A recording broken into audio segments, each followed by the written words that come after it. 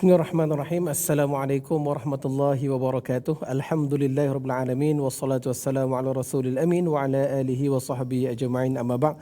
Apa khabar sidang penuntut sekalian? Apa khabar keluarga Malaysia? Apa khabar keluarga Al-Quran? Dan apa khabar juga ayah-ayah dan ibu-ibu? Hari ini 12 Ramadan Al-Mubarak. Mudah-mudahan kita sentiasa dalam rahmat, keampunan dan Allah Subhanahu Wa Taala, insya-Allah. Anda bersama saya Hafiz Salim dalam majlis ayah pemimpin masuk syurga sekeluarga yang dibawakan oleh Lembaga Zakat Selangor. Pastinya kongsi rezeki dengan zakat, keberkatan rezeki, nikmat dikongsi tunai zakat anda di Lembaga Zakat Selangor. Dan insya-Allah hari ini 12 Ramadan, majlis ayah kita bawakan 100 sajadah dan kita akan kupas ayat ke-12. Namun sebelum itu, sedikit penceritaan awal bagaimana kita lihat, kalau sedar atau tidak ataupun kita pernah lihat filem Anakku Sazali cukup membawa 1001 pengajaran. Adakah salah si ayah ataupun salah si anak bila mana anak sudah mula mendurhaka kepada si ayah. Dan itulah yang berlaku hari ini. Kita lihat cabaran ibu dan ayah dalam mendidik dan membesarkan anak-anak mereka. Adakah indikator kebahagiaan itu dilihat dari segi material semata-mata, cukup pakai, cukup minum, cukup pelajaran.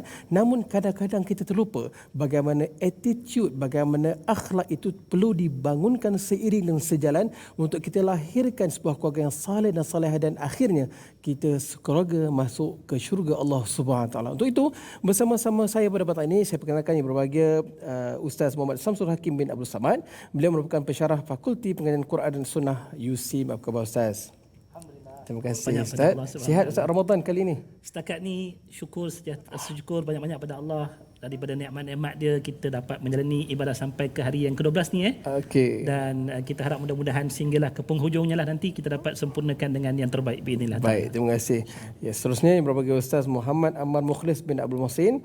Beliau merupakan Johan Qori Tilawah peringkat wilayah persekutuan 2021. Akbar Ustaz. Saya alhamdulillah. Seorang anak muda yang sangat energetiknya, dan bagaimana prestasi Ramadan hingga 12 hari ini?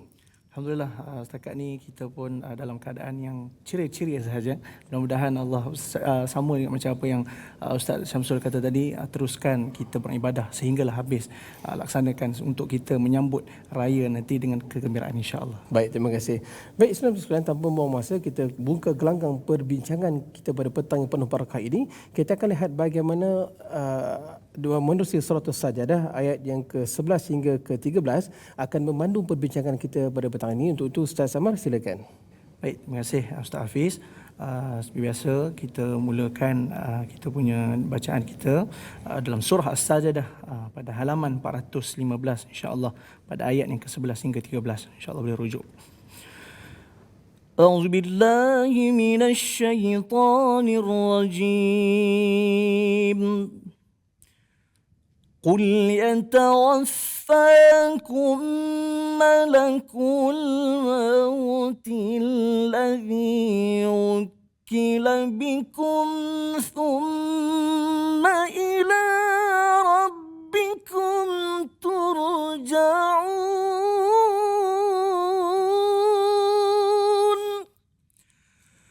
ولو ترى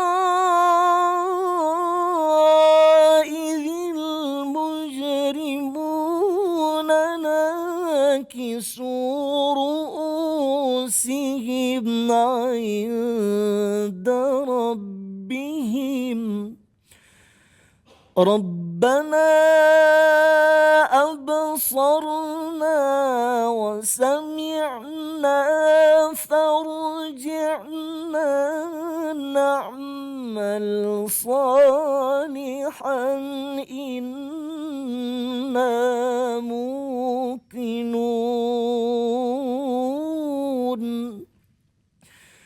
ولو شئنا لآتينا كل نفس هداها ولكن حق القول مني لأملأن جهنم من الجنة والناس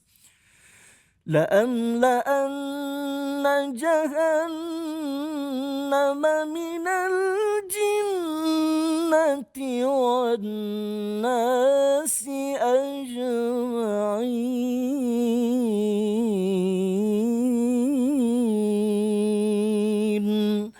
صدق الله العظيم. Surah Allahul Azim, katakanlah malaikat maut yang diserahi untuk mencabut nyawamu akan mematikan kamu.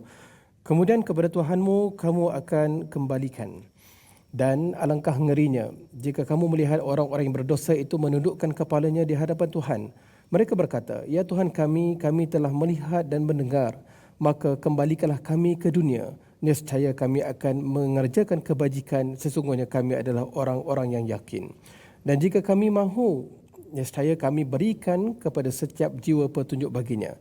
Tetapi telah ditetapkan perkataan ketetapan dariku, pasti akan aku penuhi neraka jahanam dengan jin dan manusia bersama-sama." Saudara-saudara sekalian, ayat ini secara umumnya kalau kita merujuk kepada ayat yang ke-12, Allah nak gambarkan bahawa ada segolongan manusia yang di akhirat nanti menyesal kerana apa? Terlambat. Itulah tajuk yang kita akan bincangkan pada petang ini, iaitu ayah jangan sampai terlambat. Untuk itu kita akan lihat dulu segmen bingkisan.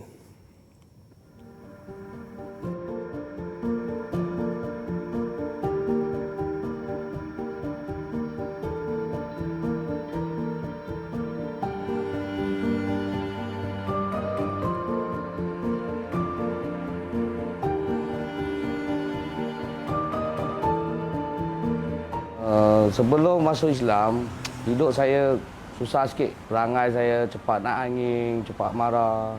Niaga out turun sampai kadang-kadang kedai buka sampai tutup juga. Lepas tu fikir-fikir apa saya kita macam nak sembahyang banyak-banyak patung. Kadang-kadang tension juga. Soal kawan dengan orang Melayu, Islam. Lepas tu mereka cakap kita kena percaya satu Tuhan saja, satu Allah. You percaya satu, dia akan ubah. Sudah ada niat nak tukar Islam lah. Lepas tu mula-mula tak tahu nak macam mana masuk Islam. Last jumpa ustaz dari PJ, dia datang Ipoh. Dia tanya-tanya ada niat nak masuk Islam dah.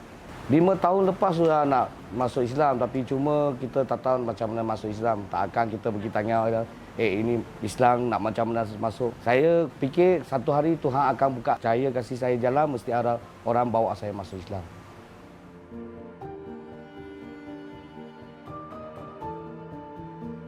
Mak saya dengan ayah saya, mula-mula kita tukar Islam, mereka tak boleh terima.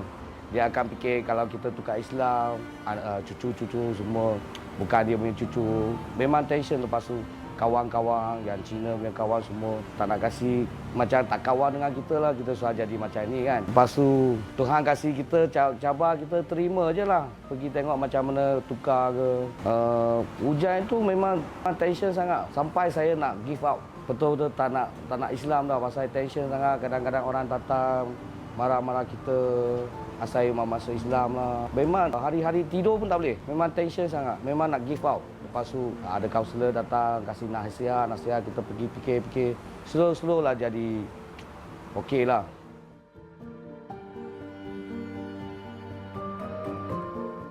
Ini yang dulu saya belum masuk Islam, saya memang tak ada fikiran macam ni. Sekarang saya masuk Islam, saya ajar anak saya sopan, hormat orang tua, buat banyak sikit sedekah. Okey, dulu saya punya bisnes, saya memang out turun. Buka 2-3 bulan, sales tak boleh. Last saya pun give up, mudah. Lepas tu saya dengar kawan cakap, masuk Islam kita percaya. Sudah Ustaz Ibiliu datang, dia kasih nasihat, soal tukar perangai saya, buat banyak sikit sedekah, jangan berkira sangat, hormat orang banyak sikit. Customer yang kasih support saya. Sampai saya dari niaga tepi jalan, satu payung, jadi sekarang ada 2 kedai dekat Ipoh. Kita boleh nampak, kita keluar punya, kali ganda balik. Itu hari kita keluar, sales memang itu hari memang out punya. Tak perasamnya itu sales boleh naik sampai macam itu. Macam ada kasih balik lah. Customer pun banyak support lah. Banyak customer pun tahu saya tak berkira sangat. Dulu memang 10%, 20% memang berkira sangat dengan customer. Sekarang kadang kita tak nak kira, halah je lah.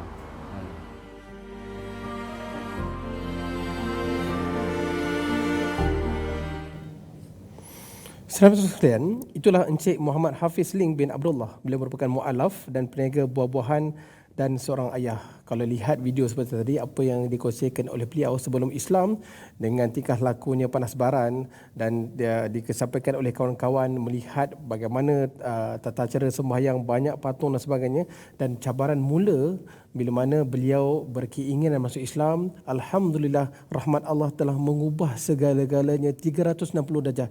Itulah rahmat Allah, bila mana kita pegang sungguh-sungguh dengan tali Allah, takkan terputus selama-lamanya. Dan pastikan bahawa inilah misi yang kita perlu perjuangkan. Dan bukan itu saja, sekalipun umur dah 30-an, walaupun dah berkeluarga, tidak ada istilah terlambat. Tajuk kita, ayah jangan sampai terlambat. Ustaz Samsul merujuk kepada ayat 12 surah As-Sajdah, bila mana Allah gambarkan segerombolan manusia yang di pada masyarakat nanti akan menyesal dan minta dengan Allah supaya kembali dan sungguh-sungguh nak buat kebaikan semula. Apakah mesej dengan tajuk yang kita akan kongsikan dengan penonton? Silakan Ustaz.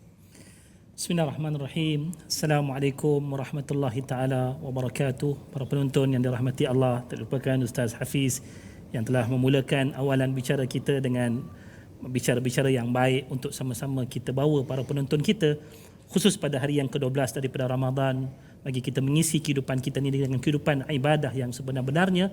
Salah satunya menerusi majlis-majlis ilmu yang kita tahu dengannya, insya-Allah Allah akan menghampirkan diri kita kepadanya.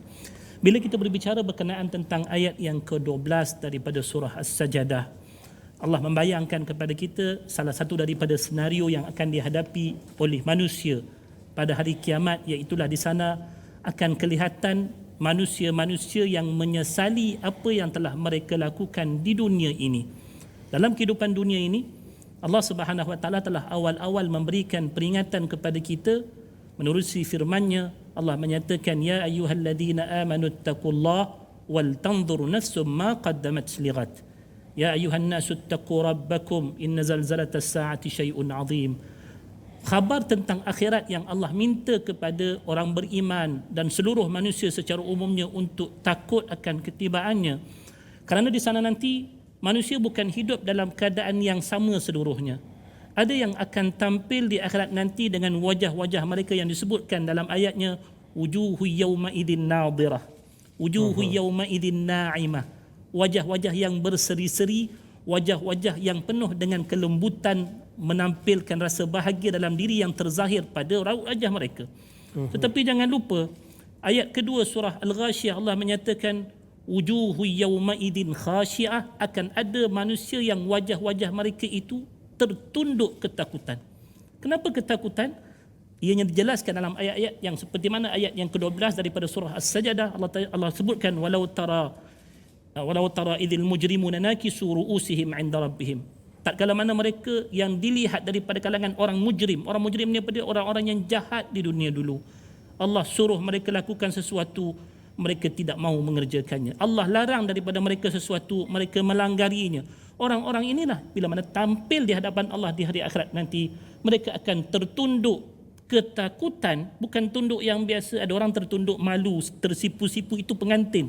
Tetapi orang yang tampil di hadapan Allah atas sifat orang yang mujrim ni, kata Allah, mereka akan ketakutan yang teramat sangat sehingga terpacul daripada mulut mereka minta dengan pengakuan yang asalnya kami dah melihat janji-janji Allah tentang dahsyatnya kiamat ini.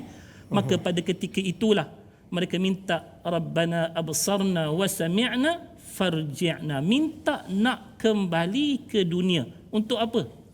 Na'mal salihan, kami nak buat benda-benda baik, kami nak lakukan apa yang kau suruh, kami nak tinggal apa yang engkau larang, supaya akhirnya nanti apa yang mereka harapkan daripada kehidupan akhirat yang telah pun mereka lihat dengan penuh keyakinan pada penglihatan mereka yang sebenar, yang hari ini mungkin tiba kepada kita dalam bentuk perkhabaran, mereka dapat tukar keadaannya. Tapi kita tahu permintaan manusia pada ketika itu seperti mana yang telah Allah sebutkan dalam ayat-ayat yang lain, mereka takkan dapat sama sekali. Maka kita katakan untuk konteks sebagai seorang individu, khususnya dalam bentuk kekeluargaan, apa yang telah kita jadikan sebagai tajuk ini, kita harapkan saat satu ketika kita tampil di hadapan Allah sebagai seorang ayah ataupun seorang ibu, tidak akan ada istilah yang namanya tertunduk ketakutan dan hadir penyesalan, kerana penyesalan yang hadir pada lewat waktunya tidak akan ada gunanya di akhirat maksud kita.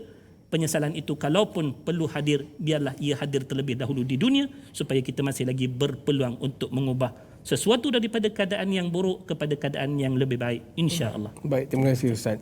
Cuma Ustaz, kalau kita lihat hari ini cabaran dalam mendidik anak-anak, ayah, ibu, dan mungkin pengalaman lampau mereka merasakan bahawa dulu aku susah, aku tak nak anak aku susah, sehinggalah pakar-pakar psikologi mengeluarkan ini merupakan tanda-tanda kalau ayah ini dia pertama adalah overprotecting, kan? Jangan sentuh anak aku. Yang kedua, micromanage. Aku nak anak aku jadi macam aku. Kan? Kalau kita lihat juga tantrum, kan? Tak boleh dengar anak menangis, jangan sensitif.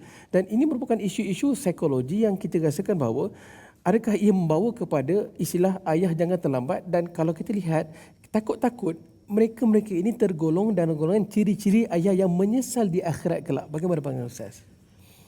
Bila disebutkan tentang sifat seorang ayah secara umumnya lah, pasti kita tahu setiap daripada ayah dan juga ibu lah, kita kira kan, kedua orang tua kita, kedua ibu dan ayah kita, secara nalurinya, secara fitrah yang Allah berikan kepada mereka, iaitulah kasih sayang yang dicampakkan terhadap si anak.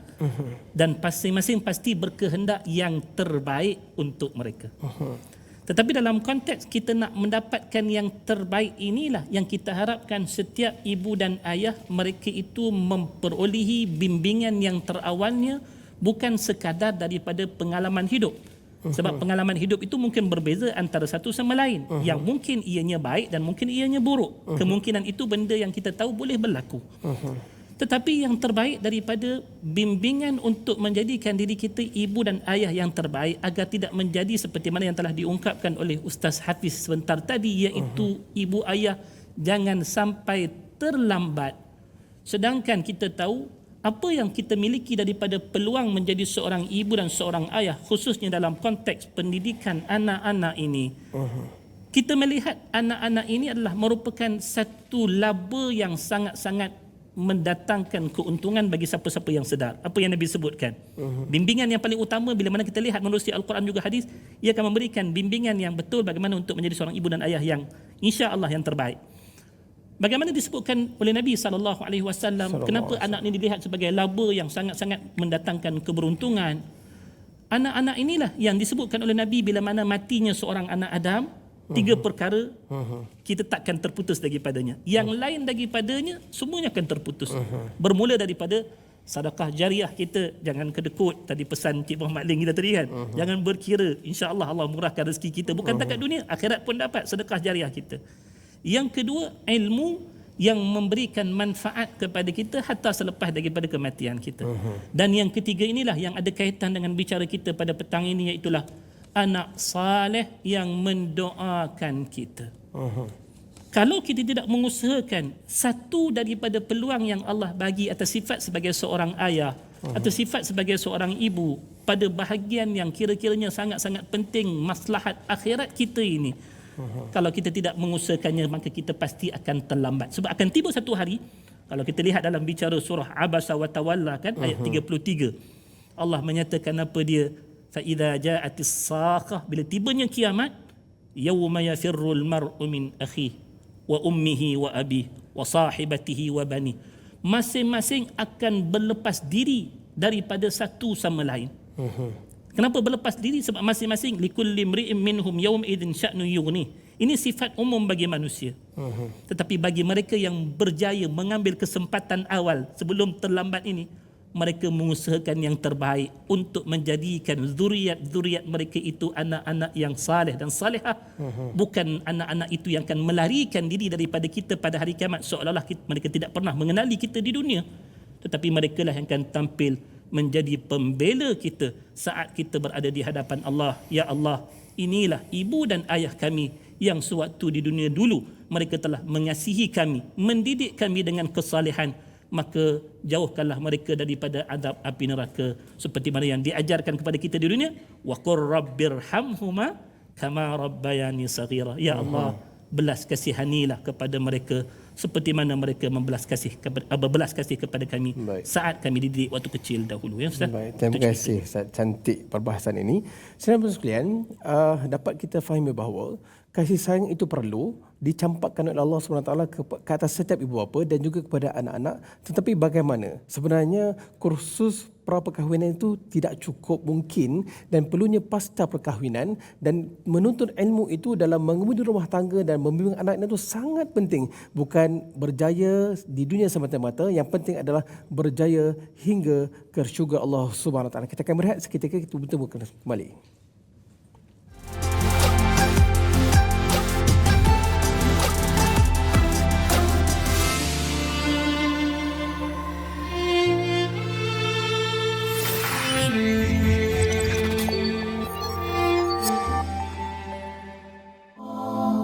أستغفر الله رب البرايا أستغفر الله من الخطايا أستغفر الله رب البرايا أستغفر الله من الخطايا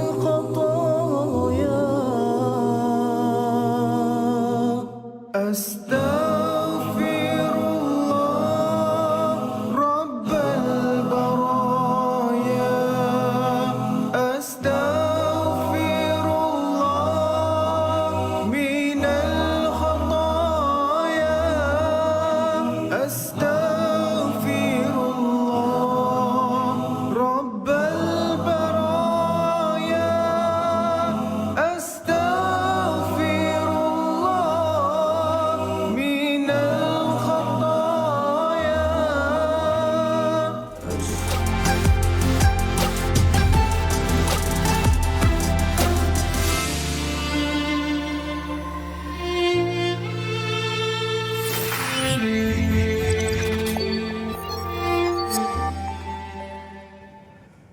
Alhamdulillah, bertemu kembali dalam majlis ayah pemimpin masuk syurga sekeluarga yang dibawakan oleh Lembaga Zakat Selangor. Kongsi rezeki dengan zakat, keberkatan rezeki nikmat dikongsi tunai zakat anda di Lembaga Zakat Selangor. Dan Alhamdulillah, pada pusingan pertama banyak yang kita bincangkan bagaimana panduan kasih sayang itu supaya ayah-ayah jangan terlambat. Allah gambarkan dalam surah Sajadah ayat yang ke-12. Dan kalau kita lihat kepada formula perjuangan ayah masuk syurga sekeluarga ini sangat penting. Kalau kita lihat kepada solusi Al-Quran yang memberikan perkara ketiga, qudwah hasanah.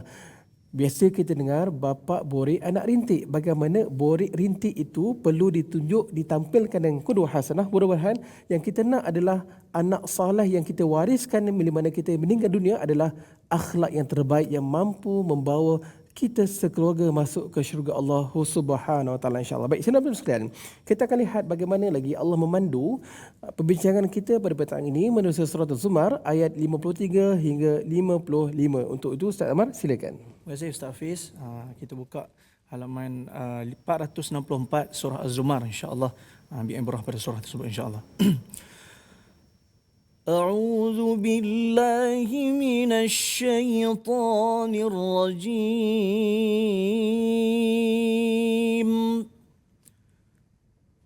قل يا عبادي الذين أسرفوا على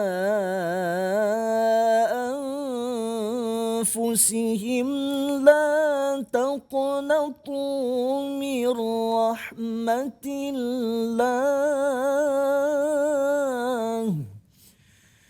إن الله يغفر الذنوب جميعا إنه هو الغفور الرحيم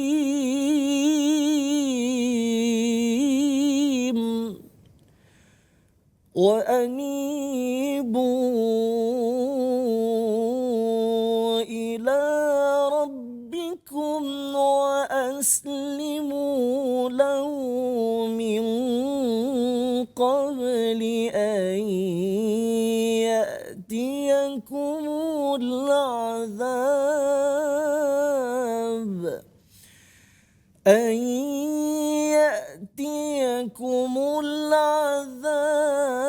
ثم لا تنصرون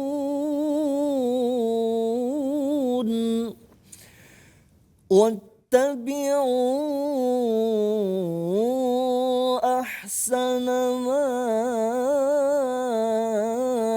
أنزل إليكم من ربكم من قبل أن يأتيكم العذاب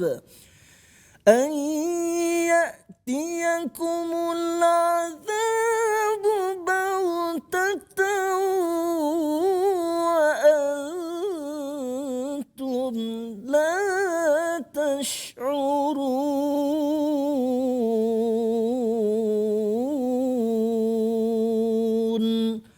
صدق الله العظيم.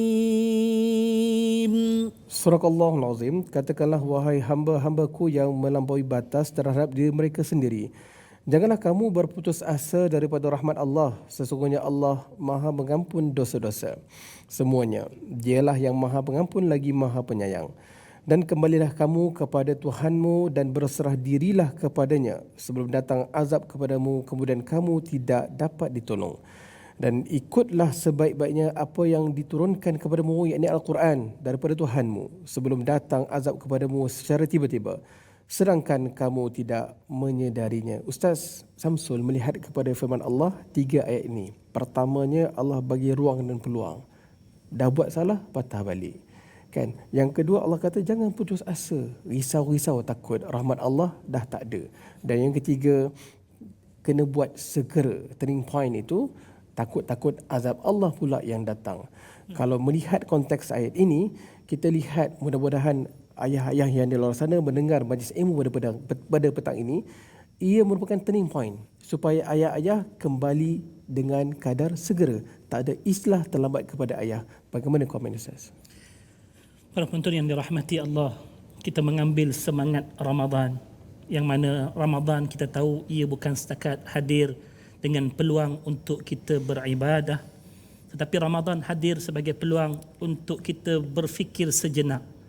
11 bulan yang lalu daripada kehidupan kita sekurang-kurangnya, ataupun apa yang telah berlalu sebelum ini daripada kehidupan kita, untuk sama-sama kita muhasabah berkenaan tentang kekurangan-kekurangan kita, khusus sebagai tanggungjawab kita, dalam tanggungjawab kita sebagai seorang ayah, sebagai seorang ibu, untuk melihat apakah kekurangan-kekurangan tersebut patut kita teruskan ataupun kita patut ambil tindakan segera agar kita tak termasuk dalam golongan yang terlambat.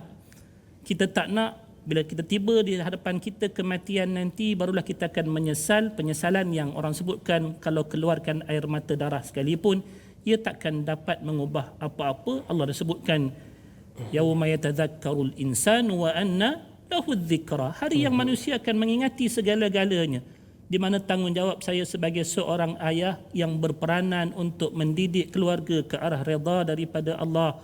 Dalam bulan Ramadan ini sepatutnya keluarga kita sama-sama sekurang-kurangnya memulakan episod baru dalam ketaatan pada Allah. Tetapi di mana anak-anak saya sekarang?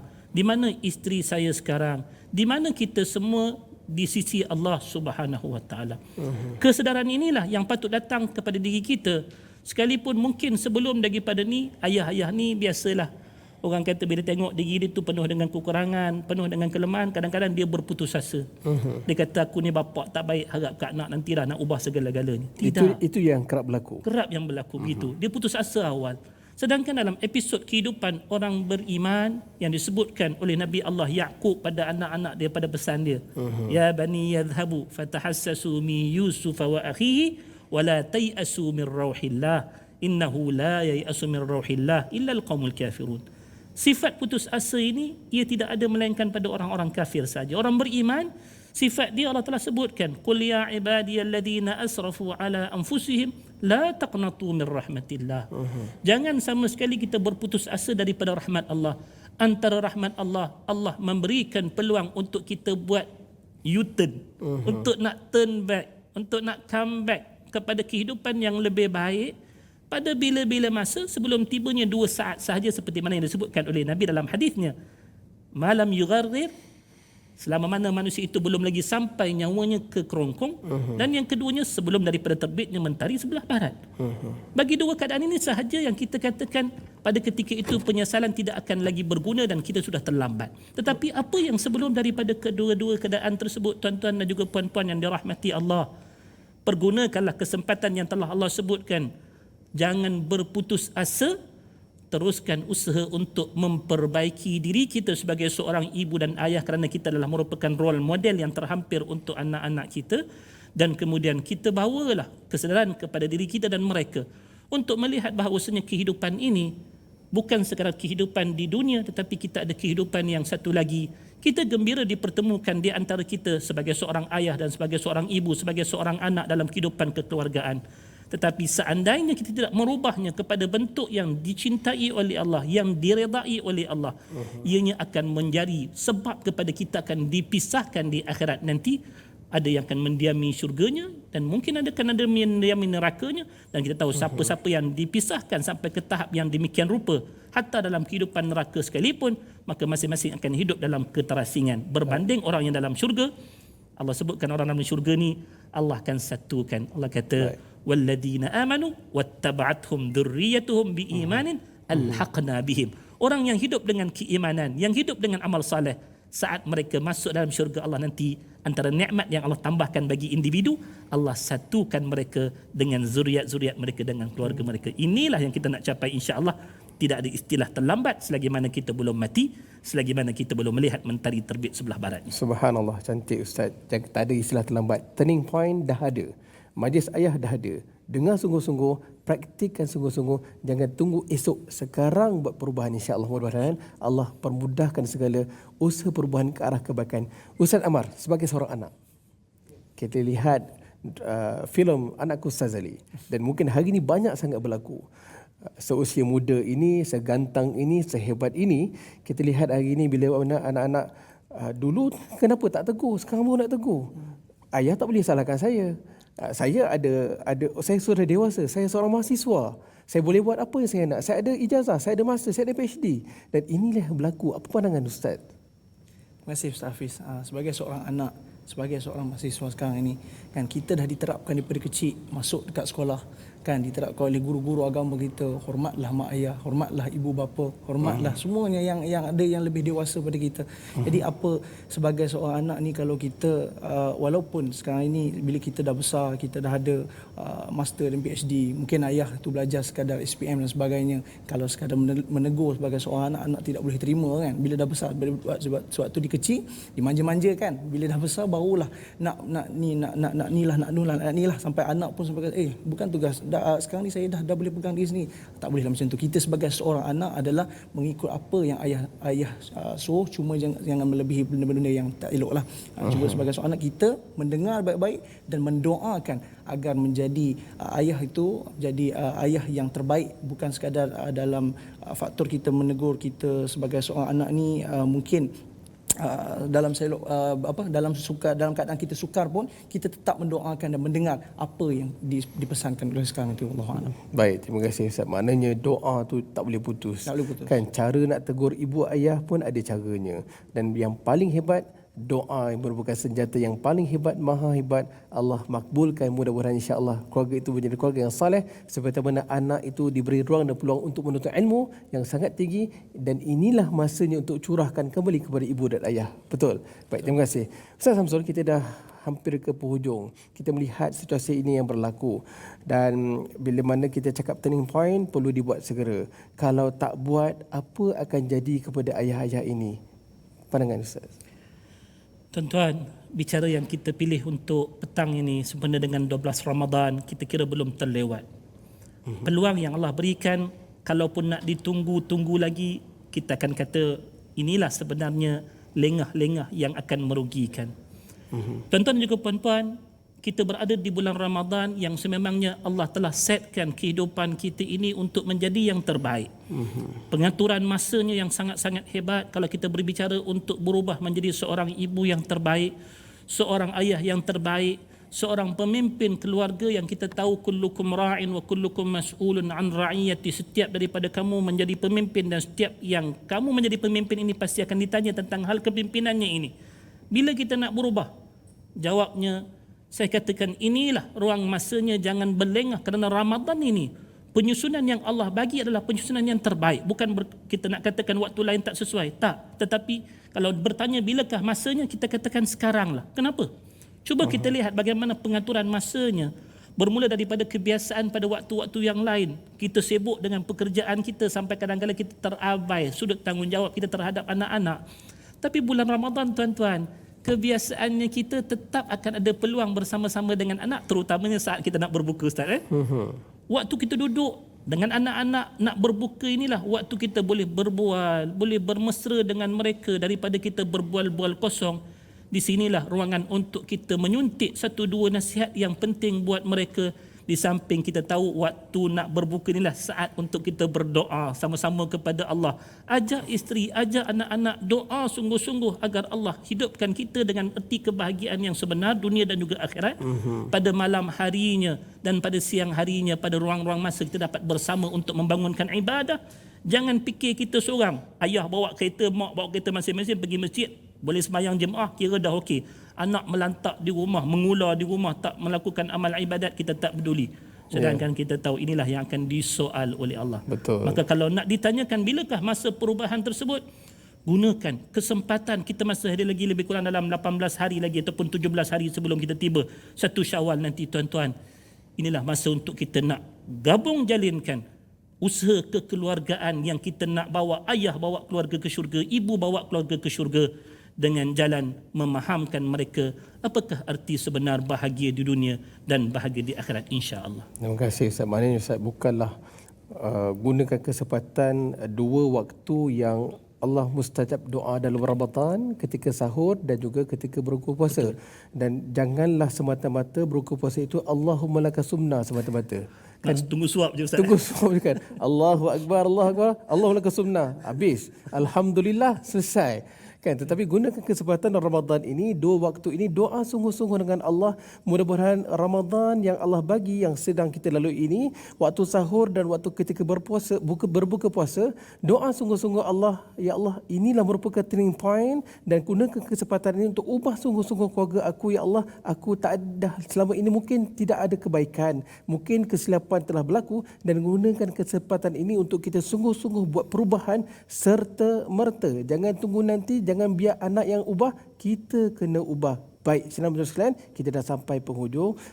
Ustaz Samsul, kita baca doa, mudah-mudahan keberkatan sebelum nak iftar ini Allah makbulkan doa yang kita mohon. Silakan Ustaz. Tuan-tuan, marilah sama-sama kita angkat tangan sungguh-sungguh minta daripada Allah Subhanahu Wa Taala agar Allah kurniakan kita keluarga yang akan membahagiakan kita di dunia dan juga di akhirat, insya-Allah. Bismillahirrahmanirrahim. الحمد لله رب العالمين والصلاة والسلام على أشرف الأنبياء والمرسلين سيدنا محمد وعلى آله وصحبه أجمعين. اللهم إنا نسألك رضاك والجنة ونعوذ بك من سخطك والنار. اللهم إنك عفو كريم تحب العفو فاعف عنا وعن والدينا وعن جميع المسلمين والمسلمات والمؤمنين والمؤمنات الأحياء منهم والأموات. ربنا هب لنا من أزواجنا وذرياتنا قرة أعين واجعلنا للمتقين إماما. ربنا آتنا في الدنيا حسنة وفي الآخرة حسنة وقنا عذاب النار. وصلى الله على نبينا محمد وعلى آله وصحبه وسلم والحمد لله رب العالمين. Amin ya rabbal alamin. Ustaz Amar, terima kasih. Ustaz Samsul, terima kasih. Assalamualaikum. Alhamdulillah sudah selesai topik yang kita bincangkan pada hari ini. Ayah, tadi ada istilah terlambat. Tuan-tuan dan puan rahmat Allah Subhanahu Wa Taala, ayah dan ayah ingat, Didiklah keluarga anda, anak-anak anda dengan nilai kehambaan, hamba kepada Allah Subhanahu Wa Taala. Takut-takut dikhawatiri anak keluarga menjadi raja dan akhirnya akan menjadi durhaka. Tak ada istilah terlambat, jangan mundur, takut-takut tersungkur, ubah sekarang, mudah-mudahan rahmat Allah dan keberkatan kita peroleh dan mudah-mudahan insya-Allah semua kita masuk syurga Allah Subhanahu Wa Taala. Jumpa lagi. Assalamualaikum warahmatullahi wabarakatuh.